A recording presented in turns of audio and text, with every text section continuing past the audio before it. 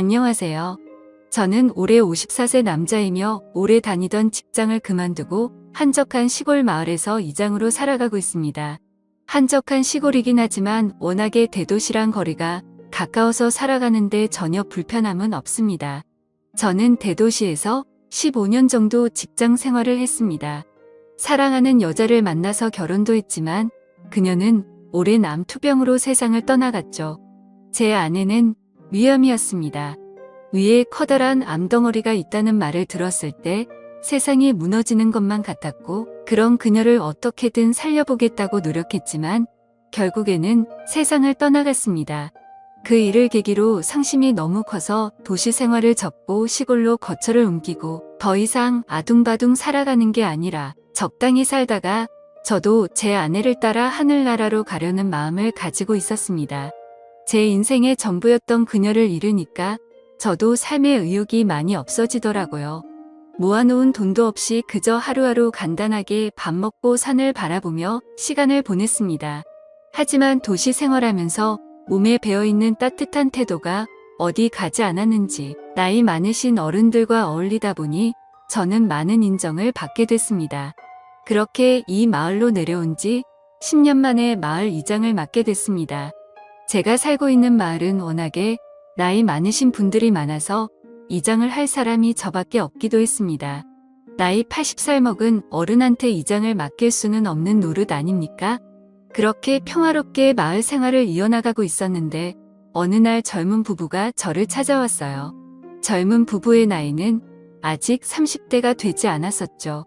이제 막 대학교 졸업하고 직장 생활을 시작할 그 젊은 사람들이 귀농해서 살고 싶다며 이 마을에서 자기들을 받아줬으면 좋겠다는 말을 하더군요. 저는 그들에게 잘 생각해 보라고 설득했습니다.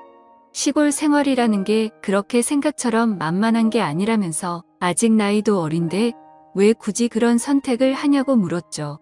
그러자 그들은 1년 전 마을 뒷산에 있는 계곡에 여름 휴가를 왔다가 2년이 된 커플인데 여기가 너무 좋기도 하고 농사를 꼭 지어보고 싶다는 포부를 밝히더라고요. 심지어 그 남자는 농업과 관련된 대학교를 나와서 이미 농사를 지을 줄 안다고 얘기하더라고요. 그래서 알겠다고 들어와서 살아보라고 이야기를 했습니다. 제가 그들을 받아준 이유는 농사로서의 성공에 대한 포부가 마음에 들었던 것은 아니고 같이 온 젊은 세대기 너무 예쁘고 참했기 때문에 받아준 것입니다. 마치 제 아내를 처음 만났을 때 반했던 것처럼 그 세댁한테 반해버리겠더라고요.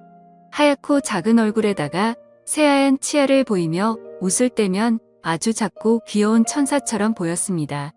그냥 젊고 싱싱한 그 상큼한 모습을 보이며 바람에 날리는 머리카락이 귀여워 보이더라고요. 게다가 키는 크고 날씬했기 때문에 그녀를 보면서 첫눈에 마음이 설레어 버리더군요. 훌륭한 여자였습니다.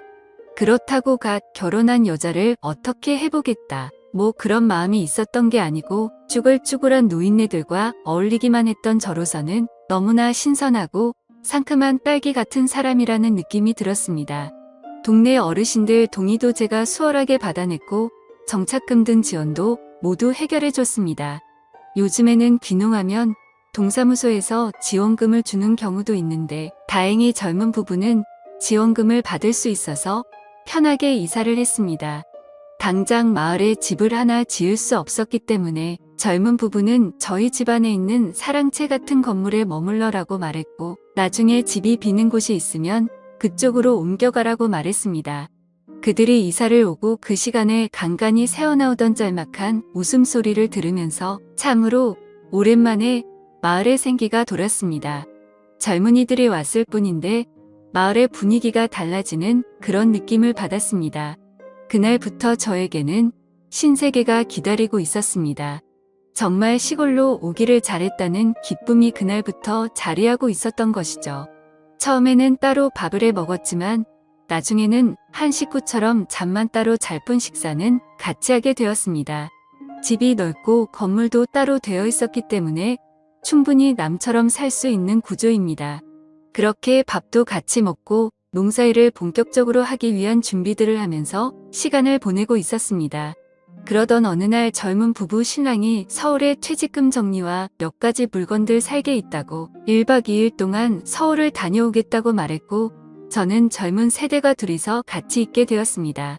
방도 아예 따로 썼지만 괜히 여자랑 같은 대문을 쓰고 있다고 생각하니까 마음이 뒤숭숭하더라고요.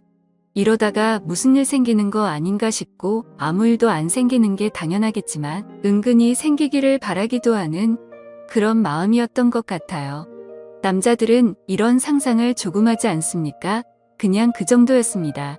하필이면 그날 마을에서 가장 돈이 많은 할아버지가 돼지 한 마리를 잡았는데 자기 손자가 서울대학교에 들어갔다면서 마을에서 잔치를 열자고 하더라고요.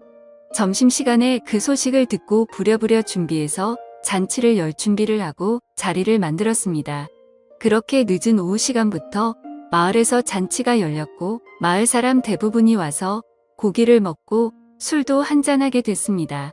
집집마다 담근 술을 꺼내 오기도 하고 세대에게도 술을 따라줬습니다. 그렇게 즐겁게 먹고 마시면서 놀다가 저녁에 해가 떨어지면서 잔치는 마무리되었고 세대가 함께 집으로 돌아오는 길에 세대기 술이 모자라다면서 한 잔 더 하고 싶다는 말을 하더라고요. 집에 술 사둔 게 있으니까 한 잔 더 하겠냐고 물었고 그녀는 좋다고 하더군요. 그렇게 그녀와 함께 2차로 술을 마시기 시작했는데 술 기운이 돈 세대기 저에게 이런 말을 했어요. 혼자 사시면 너무 외로우실 텐데 재혼이라도 하는 게 어떠냐고 말이죠. 저는 그 말에 웃음으로 답을 했어요. 그러고는 제 아내와 관련된 이야기를 해줬습니다. 제 이야기를 들은 그녀는 갑자기 눈시울을 적시는 겁니다. 정말 아내분을 많이 사랑하셨다면서 울고 있는 그녀에게 어찌할 줄 몰라서 당황해하고 있는데 술을 한 잔 더 마시더니 이제는 대놓고 울음을 팍 쏟으면서 저희들에게 잘해주시고 감사했지만 혼자서 애쓰시는 모습이 정말 마음이 아프다면서 눈물을 흘리더라고요. 이거 어떻게 해야 할지 모르겠더군요. 아마도 그녀의 술버릇이 우는 게 아닌가 싶습니다. 별것도 아닌데 저렇게 눈물을 흘리는 게 좀 이상하다는 생각이 들었습니다. 술만 마시면 주변에 전화하는 사람도 있고 성격이 급박해지는 사람도 있지만 이 여자는 술만 마시면 우는 스타일이 틀림없다고 생각합니다. 저는 그녀의 눈물을 닦아주면서 예쁜 얼굴에 눈물을 흘리면 안 어울린다면서 볼에 흐르는 눈물을 닦아주었습니다. 그녀를 만지는데 정말 살결이 부드럽더라고요. 마치 갓 만든 찹쌀떡 같은 느낌이라고나 할까요? 눈물이 그렁그렁한 눈으로 저를 바라보더군요. 갑자기 이게 무슨 분위기인가 싶어서 가만히 있었는데 그때 새댁에 전화기가 울리기 시작했습니다. 그녀는 저에게 조용히 해달라는 신호를 보내고는 전화를 받아서 이제 자려고 누웠다는 말을 하더라고요. 전화 온 사람은 신랑이었는데 거짓말을 한 겁니다. 신랑한테 지금까지 아저씨랑 술 마시고 있다고 할 수는 없을 테니까요.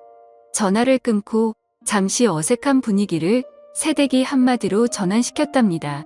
아저씨 한 잔 더 주세요 하며 씩 웃는데 정말 심장이 마구 뛰더군요. 계속 이 자리에서 함께하고 싶다는 느낌을 주는데 뭔가 참 묘한 기분이 들었습니다. 그러면서 아까처럼 또 여자 이야기를 하더라고요. 아저씨는 여자 생각 안 나냐고 외로울 때는 어떻게 하냐고 말하더라고요. 저는 그냥 별 생각 없이 지내고 있다고 대답했지만 그녀는 갑자기 아저씨가 참 좋다면서 또 해맑게 웃기만 하더라고요. 그러다가 갑자기 소파에 앉아서 조금만 쉬다가 다시 먹겠다는 말을 했는데 그렇게 가만히 있던 그녀는 결국에 그 자리에서 잠들고 말더군요.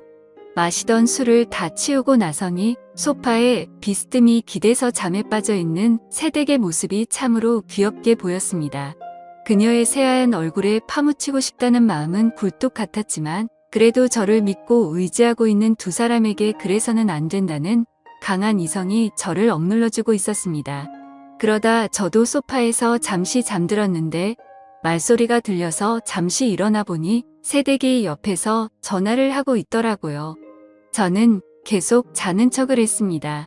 같이 누워있는 이 모습이 뭔가 묘한 느낌이 들었고 갑자기 일어나서 자리를 옮기기도 망설여지더라고요. 그녀는 전화를 끊고 어느 순간부터 제게 다가오더라고요. 저는 그런 그녀의 손을 잡았습니다. 그때부터 저희 사이에는 정적이 흐르기 시작했고 누가 먼저랄 것도 없이 사고를 치고야 말았습니다. 그녀는 저에게 정말 아저씨가 맞냐고 왜 이렇게 건강하냐는 말을 하더라고요. 그래서 저는 새댁이 너무 예뻐서 이렇게 된 거라고 말했죠. 그렇게 같이 시간을 보내고 있는데 문득 그런 생각이 들더라고요. 새댁의 신랑이 오면 앞으로는 이런 순간이 앞으로 없을 거라고 생각하니까 갑자기 또 시무룩해지더군요. 그렇게 아쉬운 시간을 보내고 다음 날이 돼서 곧 신랑이 온다는 연락을 받은 그녀는 저에게 아저씨 이제 어떡하면 좋냐고 나 아저씨랑 또 만나고 싶어질 것 같다는 말을 하더라고요. 그렇게 그 일이 일어난 이후로 남편이 서울에 볼 일이 있다며 올라갈 때가 있었는데 그럴 때마다 저와 그녀는 연인처럼 함께 시간을 보냈습니다. 그리고 그로부터 1년 후 신랑이 집안에 문제가 생겨서 서울로 올라가야 한다는 말을 했고 저는 그 부부에게 작별 인사를 할 수밖에 없었네요. 아주 가끔씩 서로 안부를 묻는다고 전화를 하다가 결국 너무 보고 싶은 마음에 그녀를 찾으러 서울로 가기도 했습니다. 그녀는 서대문구 연희동에 살고 있었는데 우리는 동교동에 있는 작은 카페에서 만났습니다. 우리는 주어진 짧은 시간 동안 너무도 아쉬운 마음이 들더라고요. 그렇게 대화를 하던 중 그녀가 말했습니다. 그냥 남편이랑 확 이혼해버리고 아저씨랑 사는 거 어떠냐는 그녀의 말에 저는 아무 말도 할 수가 없었습니다. 아무리 이 여자와 이렇게 불장난을 하고 있어도 제 마음속에는 오직 하늘나라에 있는 제 와이프밖에 없기 때문입니다. 그녀는 아무 말도 없는 저를 보며 알겠다고 말도 안 되는 소리라는 거 안다고 이제 가보겠다며 가버렸습니다. 차를 타고 가는 그녀의 뒷모습을 봤습니다. 그녀는 결국 한 번도 돌아보지 않더군요. 그리고 지금까지 6개월이 지났는데도 조용한 시간을 보내고 있습니다. 저는 차마 그녀에게 먼저 연락을 못하고 이렇게 있네요. 그녀한테는 아무 소식이 없었습니다. 어느 날 갑자기 대문을 열고 환하게 웃으며 달려올 것만 같은데 그녀가 너무 그립습니다. 그녀도 분명히 저를 그리워하고 있다는 걸 알고 있습니다. 그녀에게 한번 전화해봐도 괜찮을까요? 한 번만 더 그녀와 행복한 시간을 보내고 싶습니다. 어떻게 하는 게 좋을까요? 오늘의 사연 여기까지입니다. 감사합니다. 구독과 좋아요, 알림 설정 부탁드립니다.